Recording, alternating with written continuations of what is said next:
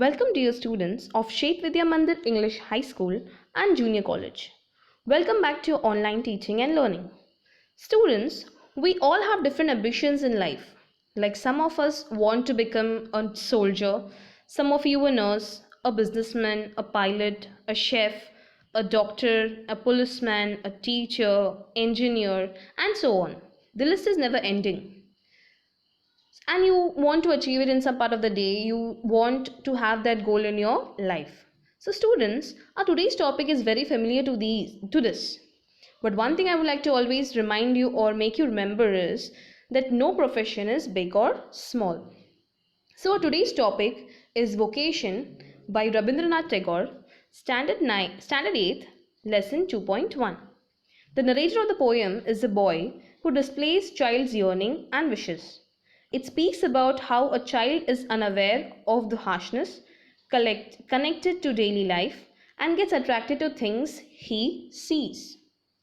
So let's get started, students. Before that, we would like to know a little bit. Before that, we'd like to understand the word vocation. What does that mean? Vocation is an occupation for which a person is suited. Suited is a worthy or trained or qualified. Vocation is nothing but a profession which you like, which you love, or which you want to achieve, or which you are working for or you're qualified for. So now let's know about the poet Rabindranath Tagore. Rabindranath Tagore, a Bengali, is born on 7th of May 1861 in Calcutta, now called as Kolkata, in India, and died on August 7, 1941. He is a Bengali poet, short story writer, song composer, playwright, essayist, and a painter too, who introduced new prose and verse forms and the use of familiar language into Bengali literature, thereby freeing it from traditional models based on classical Sanskrit. He was a highly influential in producing India, the culture to the West and vice versa. And he is generally regarded as the outstanding creative artist of the early 20th century in India. In 1913, he became the first non-European to receive the Nobel Prize for Literature. So that's how this great personality, the poet, is known to us. So now let's move to the poem. Since the poem is in a free verse, there is no specific stanzas as such. Here the narrator is a boy who observes different people at work during the daytime. The child speaks about his wishes and attractions. It shows in the state of innocence of his mind. So let's begin. When the gong sounds 10 in the morning and I walk to school by our lane, every day I meet the hawker crying, "Bangles, crystal bangles." There is nothing to hurry him on. There is no road he must take, no place he must go to, no time when he must come home. I wish I were a hawker spending my day in the road crying, "Bangles, crystal bangles." Can you imagine the innocence of the child is shown over here? So let's understand the first part of the poem. The child says that when the gong strikes, gong is an object made of metal which gives sound when struck. Means when you make a sound, when you struck it to a metal part, it makes a sound. And makes a sound to declare the first part of the day. That is, it is 10 o'clock and he says that it is time for him to go to school. And on his way he watches a salesman, that's a hawker. A hawker is a person who travels and shouts to sell goods. He finds a hawker who would shout saying, "Bangles, crystal bangles," to sell his bangles. Now while looking at him, the child had a thought that the vendor, the seller, the hawker was free. He was in no hurry to reach anywhere, unlike the child who has to reach his school on time. Like you kids, you students also have to reach on a particular time to your school, isn't it? So he thought that the bangle seller was free of any time constraints, that is any time barriers or any place. That means he was free to move to any place. He didn't have any time limits and he was free to move any place.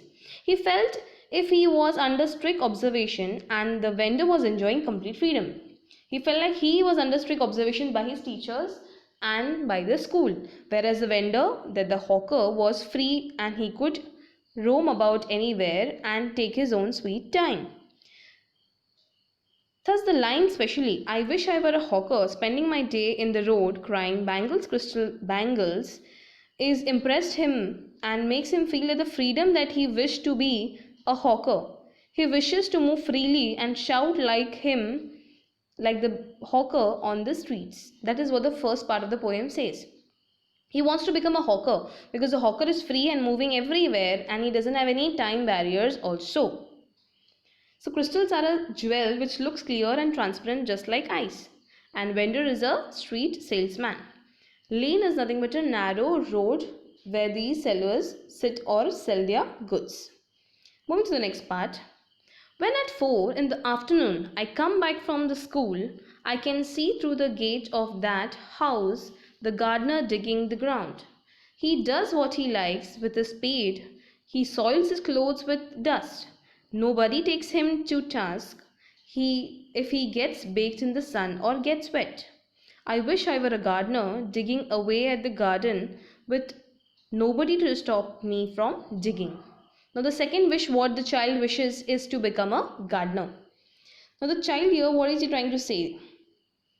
The child, after coming back from school at 4 in the afternoon, notices the gardener through the gate of the house. The opposite house there's a gate in which the gardener is busy digging. Digging is what? Breaking up the soil or earth with tools or with hands, like in the picture. He's digging out some soil from the earth. He would peep out and notice him digging the soil. He watches him always digging the soil. Now here the child was attracted by his freedom. He is using a spade. What is a spade? A sharp-edged tool used for digging and cutting. Here the child is attracted to his freedom to be in the dust and do the things of his choice with his tools. He's thinking that the gardener is using his own tools and playing and having a good time. He thought the gardener had the freedom to dirty his clothes with soil, play with his tools, stay in the sun for long, that is baked in the sun, that is heated because of excessive sunlight or sun exposure. He's watching at the gardener, he's saying he's free to make his clothes dirty, whereas the boy's parents are shouting him for making the clothes dirty or staying in the sun for too long. He says even if he is in the sun for long, he has got nothing to be punished for, whereas the boy, if he is not listening and getting through all this, he is punished for all this. He's trying to compare the work what the gardener is doing and what is being treated with him at his house. Whereas if it was he would be punished for all this. So completely unaware of the hardships of that worker, that the worker is busy digging and the boy is not at all bothered to know what is the reason behind, and rather he wants to become a gardener to do things of his choice and no one around him to stop him. You kids also, when you make yourself dirty or when you were small you used to make yourself dirty, your parents used to shout you. So that's what the boy is thinking, why is the gardener not shouted? And no doubt the gardener is doing a very hard work to earn some living, to earn some food, which the boy is unaware. Moving to the third part. Just as it gets dark in the evening and my mother sends me to bed, I can see through my open window the watchman walking up and down. The lane is dark and lonely, and the street lamp stands like a giant with one red eye in its head. The watchman swings his lantern and walks with his shadow at his side, and never once goes to bed in his life. I wish I were a watchman walking the street all night, chasing the shadows with my lantern. The boy innocently in the third part speaks about to become a watchman. At night his mother would put him to bed. He would sleep, but before sleeping he used to watch always a watchman out of his open window. Walking up and down is again a phrase which means to move back and forth from one side to the other. You have already seen watchmen in your buildings too, how they do their duty. So he says when he sees him, he used to open the window, he used to watch this watchman. He would walk from here to there and notice the watchman not at one place. And in the dark, lonely streets, he would walk alone. He also had a lamp in his hand which looked to him like a superhuman, with a red eye in its head. Now here it is to look like a giant for him, a superman, a superhuman, and he used to swing it. Swing it is to check up and down so that he can clear his way. He would chase the darkness, that is chasing is pursuing or run after something. He would chase the shadows with his lantern, that is it's too lonely, the roads are lonely, and he is to make his way by chasing the darkness with his torch or with the light which he is having in the hand. Now the boy is surprised. He's saying, why is this watchman having a good time? He's playing with a shadow and looks like he's become a superhuman. The child is so attracted to his moves that he wished to be a watchman who would walk all night in the streets running after his shadows with a lantern in his hand. The boy is so amused and wanting to become a watchman because it is so fun to be a watchman that is playing with the lantern, there's a torch in his hand, and having a good time watching his own shadow in the dark. Now let's have a quick summary of the poem. The poem describes a child's longing for freedom. Whatever I said to you is in the written form now here. He sees in the lives of those around him. The child walks to his school at 10 in the morning. Every day he meets a bangle seller. The man goes about at ease all day long. The child is tempted to adopt the vocation, that is a profession, of that happy hawker. In the afternoon, the child comes back from the school. He sees a gardener working with a spade in a dhoti. The gardener is his own master. He soils his clothes and gets wet in the rain, but nobody scolds or punishes him. The child wishes he too were a gardener, free to do what he liked. At night, the child sees the watchman on duty. The lone man carries a lantern and keeps walking in the lane all night. The child envies or wishes the watchman, he's angry with the watchman. He too wants to go about freely and do what he likes. Now let's see the figure of speech. What we come across, a new figure of speech which we are going to introduce today is onomatopoeia. Now what's an onomatopoeia? Onomatopoeia are words that sound like the objects they name or the sounds those objects make. Now when the words are making, the word itself shows a sound which can be made, like laughing. Now when you laugh, you're going to make a noise, laughing. Jumping, there's a jumping sound. Banging, again there's a sound which is made while banging. There's going to be a sound. So these words are called as onomatopoeia. Like an example, every day I meet the hawker crying, bangles, crystal bangles. Now crying is nothing but here is an expression given. Now the man is shouting loudly. Already there is going to be a voice which is going to come from this word. So that is why the sentence is an onomatopoeia. Appreciation of the poem is the next part, which is an important part for you. The poem Vocation is written by poet Rabindranath Tagore. The poem Vocation is a heartwarming narrative piece of writing. The poet makes use of the concept of freedom, how people struggle for freedom against anything and most things in life. However, it shows the innocence level of the child who doesn't even know what hardships such people face in reality. The poet has chosen the poem to write in a free verse without any rhyme scheme. To add more beauty to the poet has used figures of speech like alliteration, repetition, simile, and onomatopoeia.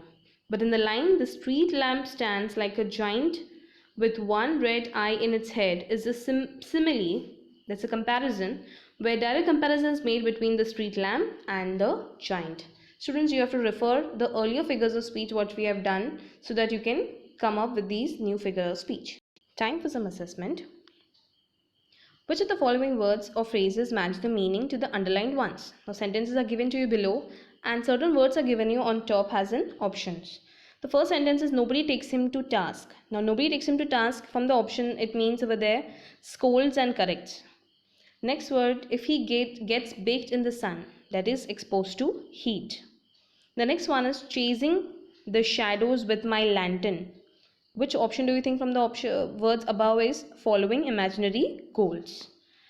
The lane is dark and lonely. The lane is dark and lonely is the word used for the word deserted. Next we have is he soils his clothes with dust. Soils his clothes with dust is dirties the clothings. And the last one is there is no road he must take. No road he must take is no particular route. I hope these answers are clear to you. The meanings are exactly given to you and the options are earlier given to you. You have to apply those respective meanings as I discussed. Our next question is read the poem and fill in the table. These are the important questions which you can expect for your exams. So the first part of the day is morning. The location is where? In the lane. Now what poet's activity is? Walking to school. What the poet is doing? The boy is walking to school. Now what are the hawker's activity? What is he doing? Selling bangles. That's it. So gardeners and watchmen we will not fill because it is for another part. In the afternoon time, what is he doing? Where is the location? Near the poet's house. And what's the poet's activity? Walking home from school. That is the time he finds near the gate of his house that a gardener is digging. And what's in the gardener's column? You'll write gardener's activities are what? Digging the ground. He's busy digging the ground. Third part is the night. What is the location? The poet's home, the poet's house. What's the poet's activity? He's watching the watchman from his bed or from the window. And what is the activity the watchman is doing? He's walking up and down the street swinging his lantern. The next question we are doing here is say why the speaker of the poem wishes to be. Why he wants to be a hawker or a gardener or a watchman is discussed over here. Accordingly, you will have to write the information why he wants to become a hawker or either a gardener or a watchman. Lastly, we are doing is pick out lines that contain alliteration, simile, repetition and onomatopoeia, which we have already discussed. You have to either pick out these alliteration, one simile which we have already discussed, and repetition followed by onomatopoeia we have already discussed. I hope you have enjoyed this lesson and had a good time. Thank you.